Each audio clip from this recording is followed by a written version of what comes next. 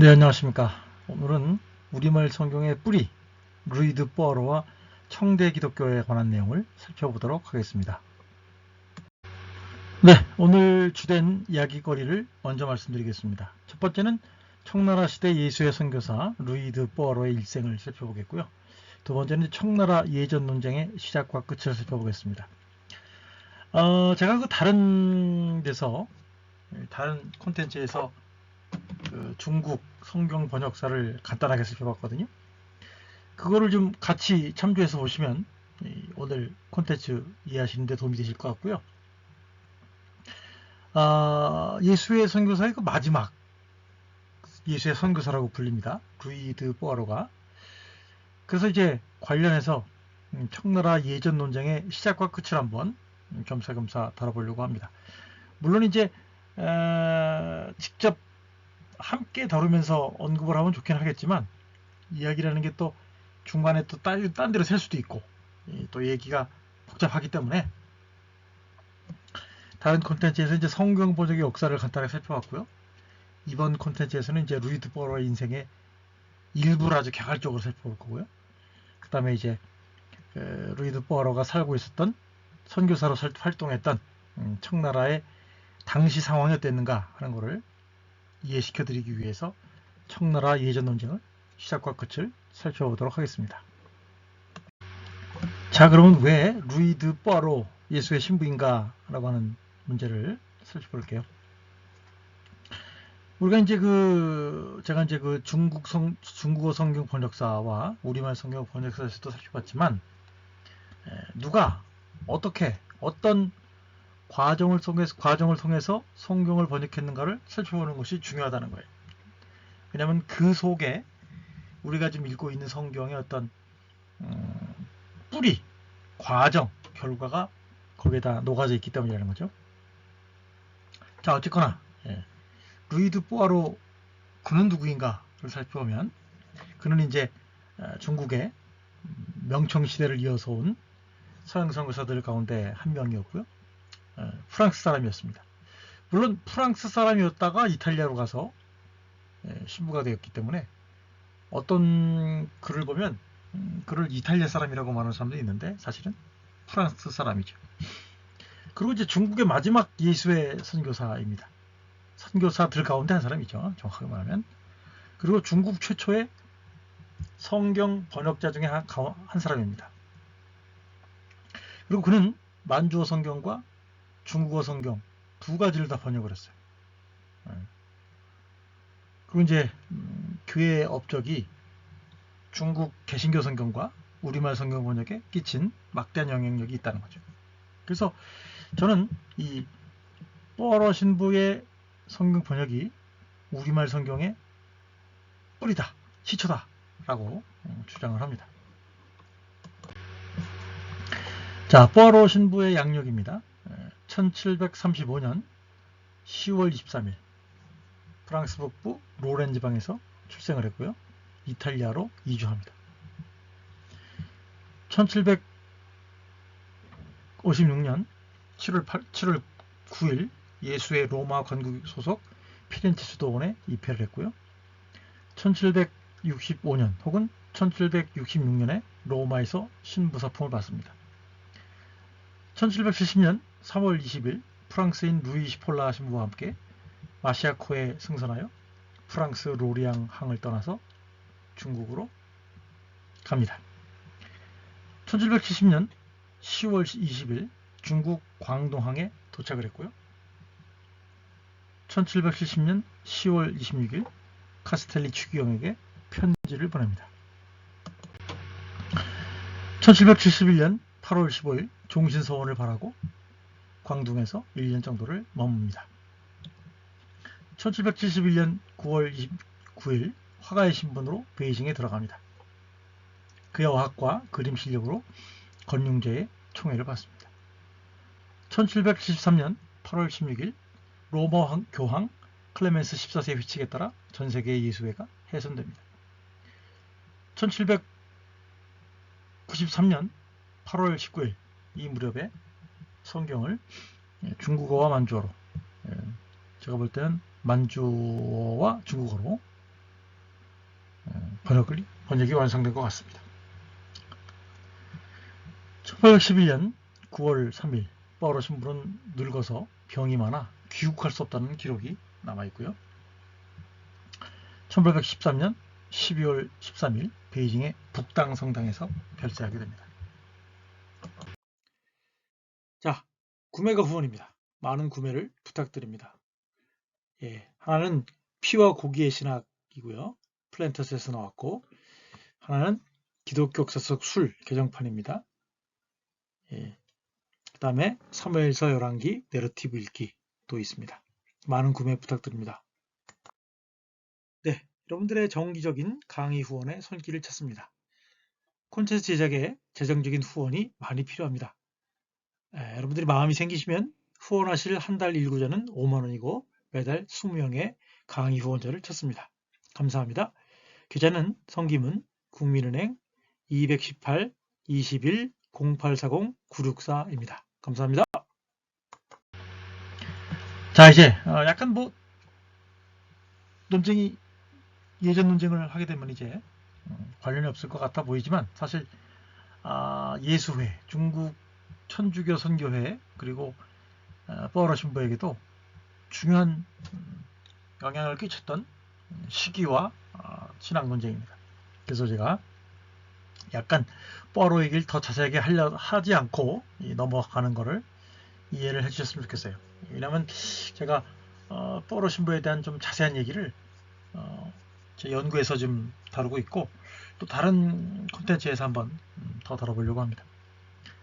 파우로 신부의 사역을 고려하려고 한다면 우선 기독교 역사상 예수회의 역할을 생각해야 하고요. 또한 예수회의 말기에 사역을 하였던 파우로 신부를 살펴보려면 중북 의례 논쟁을 고려해야 합니다. 이 논쟁은 예수회와 예수회를 제외한 여러 수도회, 도미니코회, 프란치스코회, 아구스티노회, 파리 외방 전교회 간에 1634년부터 1742년까지 있었던 데우스라고 하는 용어의 사용, 조상제사, 공자제사라는 현지 적응주의와 신학적 차원에서의 논쟁을 지칭하는 말입니다. 물론 이제 이게 이제 예수의 내부에서 시작한 일이었고 그것이 이제 중국의 선교로 온 다양한 선교회 사이에서 벌어진 논쟁이기도 하고 그것이 결국은 중국 황제와 그리고 서양에 있는 교황청 사이에 다양한 시기적인 갈등으로 비화한 큰 논쟁이었다고 하는 거죠. 앞서 말씀드린 것처럼 그 주제는 신명을 뭐라고 부를 것이냐, 그 다음에 조상제사와 공자제사를 우상숭배로 볼 것이냐 아닌 것으로 볼 것이냐, 그런 간단한 주제이긴 했지만 아주 그 규모라든지 스케일이 다양한 상태에서 진행되었다는 것을 우리가 알아야 한다고 하는 거죠. 첫 번째로 이제 이 논쟁은 예수의 내부의 중국 의례에 관한 문제로 시작했습니다. 마테오 리치도 사실 좀 나중에 별도로 한번 얘기를 해봐야 될 것 같아요. 이 마테오 리치의 어떤 입장이 마테오 리치가 죽은 후에 죽자마자 예수의 중국 지구 회장을 맡게 된 니콜로 롱고바르도 신부에 의해서 이제 제기가 된 거예요. 이분은 수도회 내에서 조상제사를 허용해야 되느냐 말아야 되느냐, 하나님의 이름을 무엇라고 불러야 되느냐에 대해서 공식적으로 문제제기를 했어요. 그러니까 마테오 리치가 죽은 후에 예수의 내부에서 이제 문제가 제기됐다는 거죠. 그 롱고바르도 신부의 업적에 대해서는 우리말로 한국교회사연구소에서 책이 나왔더라고요. 한번 참조해 보시면 좋을 것 같습니다. 그래서 이 롱고바르디는 사실 마테오 리치 입장을 반대했단 말이죠. 두 가지 측면에서 반대를 했단 말이에요. 앞서 말씀드린 것처럼 그래서 마치 그 예수회나 혹은 마테오 리치의 주장이 일단 일관되고 단 하나의 입장이었다고 생각할 수는 없다는 거예요. 내부적으로도 반대가 있었기 때문에. 그래서 이 롱고바르디는 1610년에서 21년까지 자신들의 입장을 지지해 줄 것을 예수의 시차론에 계속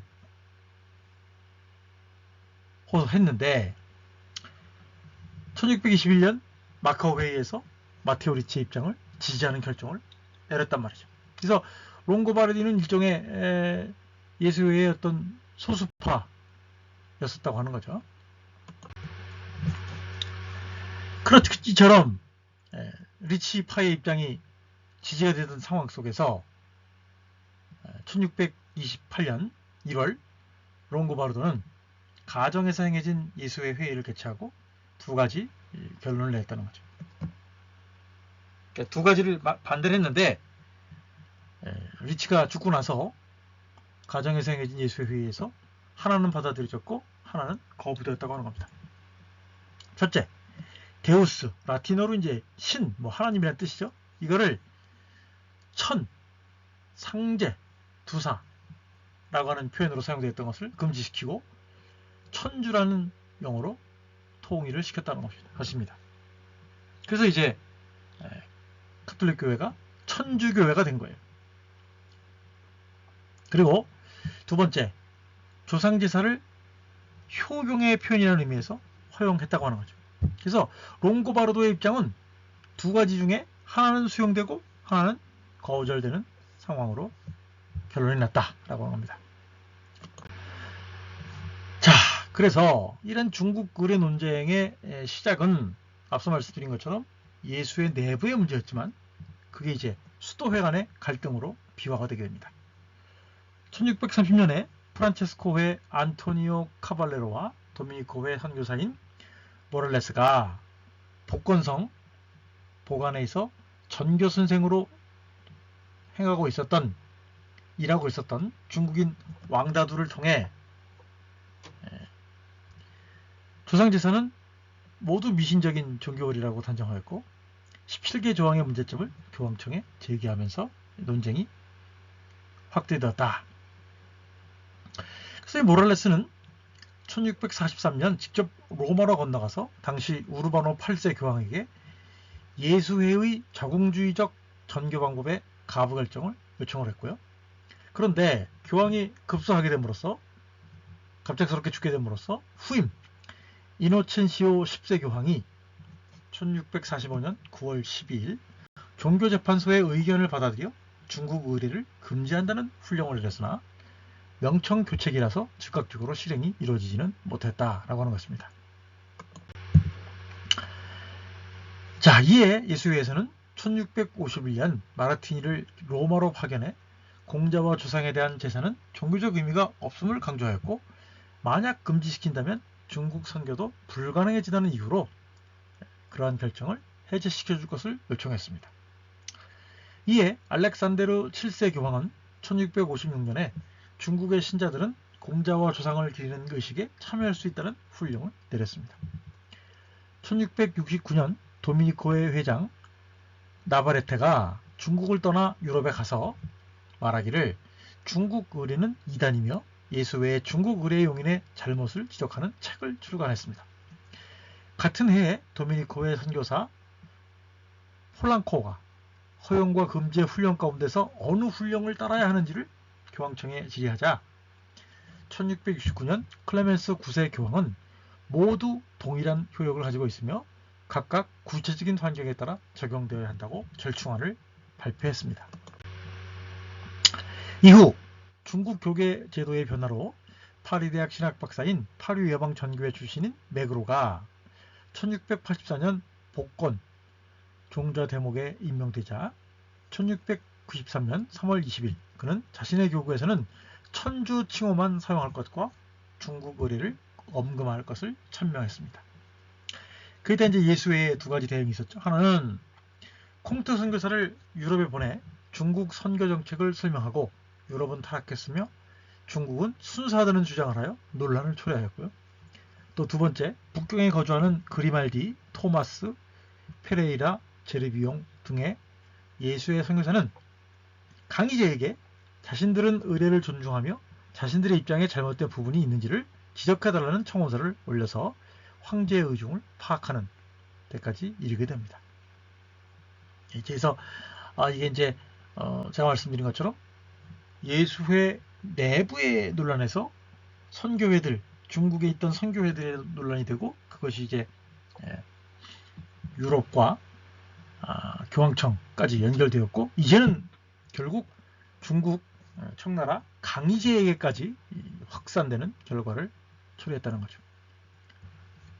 그러자 황제는 그 청원서에 대해서 아무것도 고칠 것이 없다 라는 입장을 내서 자신의 입장은 예수의 입장과 동일하다는 것을 분명히 밝혔습니다. 이후로부터 중국 의례 논쟁은 말씀드린 것처럼 수도회 간의 문제에서 교황과 황제 사이의 문제로 비화되게 됩니다. 그래서 1704년 11월 20일 클레멘스 11세 교황은 천주 호칭만을 허락하고 공자와 조상에 대한 제사를 금지할 것을 선포하면서 교황 특사 트루농을 중국에 파견하여 강희제를 설득하기로 합니다. 1705년 12월 4일 북경에 도착한 트루농은 처음에 접견했을 때 강희제에게 전례 논쟁에 대해서 언급하지 않았고, 두 번째 접견 시에 강희제는 트루농에게 공자와 조상제사를 금하는 선교사에게는 중국에 머물 수 있도록 하지 않겠다라고 하는 말을 하게 됩니다. 그러나 트루농이 12월 17일에 남경에 도착했을 때, 북경을 떠나 남경에 도달했을 때 강희제가 한자도 제대로 모르는 자가 감히 중국에 돈을 논한다며 트루농이 자신의 후임자로 추천하였던 메그론을 쫓아냈다고 하는 소식을 듣게 됩니다. 다음 해 트루농은 1707년 1월 25일 날 교황의 명령을 중국 교회에 공포했는데요. 그 내용은 중국 의례의 금지와 황제가 천주교에 대해서 묻는 것에 대해서 어떻게 대답할지를 다루는 내용이었습니다. 이에 예수의 선교사들은 교황청에 이러한 명령의 철회를 요청하였고, 강희제는 트루농을 마카오의 포르투갈 예수교회에 보내 구금하였습니다. 그 후 반년 내에 트루농은 마카오에서 질병으로 사망하게 됩니다. 자, 이제 금지와 철회에 대한 것을 살펴볼게요. 자, 그래서 공식적으로 1715년 3월 19일 클레멘스 11세 교황은 직서, 그날들을 통하여 중국 의례에 대한 7개 조항을 선포하였습니다. 내용은 천주 이외의 용어 사용 금지, 전통식의 조상제사 및 공자제사 금지였습니다. 다만 망자 이름 위에 반드시 천주교 효경 부모 지도리라고 적어야만 위패를 사용할 수 있다라고 허락된 것이죠.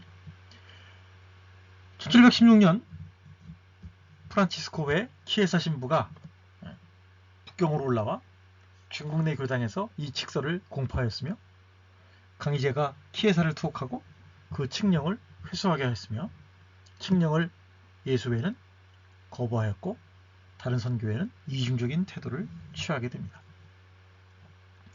클레멘스 11세 교황은 메차 바르바를 2차 교황 특사로 중국에 파견했습니다. 1720년 12월 25일 북경에 도착한 메차 바르바 특사는 강희제에게 전교를 허용하고 의례 금지를 실시하게 해달라는 것이 자신의 온 목적임을 밝혔습니다. 강희제는 천주교 전교 금지는 교황 칙서 그날 때문이라고 말하자, 메차 바르바 특사는 칙서를 변형시켜서라도 강희제와 타협을 모색하기에 이르렀습니다. 이것이 메차 바르바 특사가 남긴 준행 8조입니다. 이처럼 메차 바르바 특사는 1721년 1월 14일 준행 8조로 황제의 호감을 사려 했으나 황제의 생각에 변함이 없음을 확인하고는 지체 없이 중국을 떠났습니다. 여기에서 이제 교황 칙서를 변형시킨 준행 8조를 보여줬는데 강희제가 원본을 구해가지고 중국말로 번역을 해서 읽고서 대노했다는 거죠. 네. 그래서 이제 에체바르바는 얻는 것 없이 중국을 떠나게 됩니다. 그러고 나서 이제 다음 해에 강희제가 서거하게 됩니다. 그래서 이제 강희제 다음으로 황제가 된 옹종제가 1724년 과학 분야에 종사하던 선교사만을 남기고 모두 중국 밖으로 추방시키고 선교를 금지하는 명령을 내리게 된 것입니다.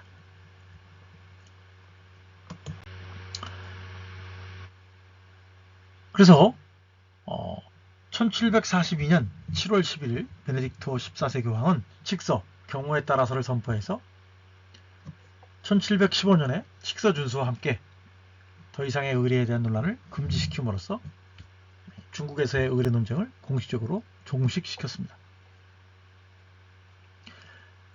조선천주교는 예수의 문헌들이 초창기에 많이 수입되어서 신자들이 많이 늘기도 했지만 심지어 북경 예수의 선교사들과의 접촉도 있었고 그랬지만 조선천주교는 결국 파리외방전교회의 관할로 넘어가게 되어서 정조 사후에 많은 사람들이 위패논쟁 등등으로 핍박을 받고 많은 사람들이 순교하는 결과를 초래하게 됐습니다. 예수회는 1713년 7월 21일 클레멘스 14세 교황에 의해서 수도회가 해산되었습니다. 그리고 교황 비오 7세에 1814년 8월 7일 칙서 모든 교회의 우려라고 하는 것을 발표함으로써 복원됩니다. 그래서 상당히 오랜 기간 동안 예수회는 이제 해산된 채로 있게 됐었고요. 제가 앞서 말씀드린 것처럼 예수의 선교사로 온 중국의 선교사로 온 사람들은 선교사로서가 아니라 어떤 황제의 공무원이죠. 자문위원 같은 그런 신분으로 존재하게 됐다는 거죠. 그리고 이제 한참 세월이 또 지납니다. 만주국 공자 숭배에 대해서 비오 11세가 1935년 천주교인의 공자 공경 예식 참여를 허용하게 되었고요. 그 다음에 이제 우리가 잘 아는 내용이죠. 1936년에는 일본의 신사참배를 허용하였고 1939년 12월 8일 교황 피우스 12세가 중국 의례에 관한 훈령을 통하여 이전 중국 의례의 금령을 거두고 천주교인들이 비천주교인들의 의례에 참여할 수 있도록 하였으며 1942년 교황은 중국 의례가 종교 의례가 아니라 사회 의례라고 하는 점에서 기존의 모든 금령을 공식적으로 해제하였습니다. 자, 그러면 이제 어떻게 된 거냐? 그 이후에 우리가 잘 알지 못하는 그죠? 그래서 이 중국 정부에 의한 폐관 금교 정책 이후에 그럼 중국 기독교는 어떻게 됐냐? 그래서 한동안 중국 청대 기독교는 서양 선교사들의 도움이 없이 중국인 자체로 유지 발전될 수 있었다는 거죠. 그러니까 그 중국 황제들이 서양 선교사들을 선교를 하는 것을 못하게 하고 추방하긴 했지만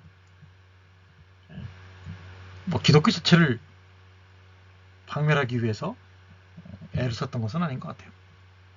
물론 이제 갈등이 없는 것은 없었던 건 아닙니다. 그렇다면 우리가 알다시피 18세기 개신교 선교는 어떻게 진행됐을까? 개신교 선교의 아버지로 불리는 로버트 모리슨도 사실은 선교사로 활약했다기보다는 영국의 그 동인도 회사의 일원으로 중국으로 왔고 이후에 영국의 상무감독의 비서로 일하게 되었다는 것이죠. 이후 다른 개신교 선교사들은 서양식 교육기관이나 의원을 개설하고 암암리에 이제 전도를 하게 되었고요. 1840년 아편 전쟁에서 청나라가 패하고 서양의 영국이라든지 그런 나라들의 패하고 맺은 여러 가지 그 불합리한 조약에 의거해서 서양인들이 이제 청나라에 제한적으로 그리고 자유롭게 땅을 차지하고 다닐 수 있게 됨으로써 자연스럽게 점차적으로 서양인들의 포교가 다시 재개될 수 있는 상황이 되었다고 할 수 있습니다. 네, 오늘 뭐 아주 짧은 얘기겠지만 긴 얘기를 또 길게 했습니다. 그래서 김동서 박사의 논문과 그다음에 이 카톨릭 타임스에 있는 자료를 또 봤고요. 이제 김정권 씨가 쓴 중국의 논쟁 1, 2, 3 중국을 주께로 거기에 나와 있는 걸 참조했고 또 그리고 다른 자료가 또 있더라고요. 네이버 블로그에 그 세 가지를 기본적으로 참조하였습니다. 네, 들어주셔서 감사합니다. 네, 정기적인 강의 후원의 손길을 찾습니다. 오늘 강의 유익하셨나요? 네, 유익하셨기를 바랍니다. 콘텐츠 제작에 재정적인 후원이 많이 필요합니다. 후원하실 한 달 1계좌는 5만원이며 매달 20명의 강의 후원자를 찾습니다. 감사합니다. 계좌는 성김은 국민은행 218-21-0840-964입니다. 감사합니다.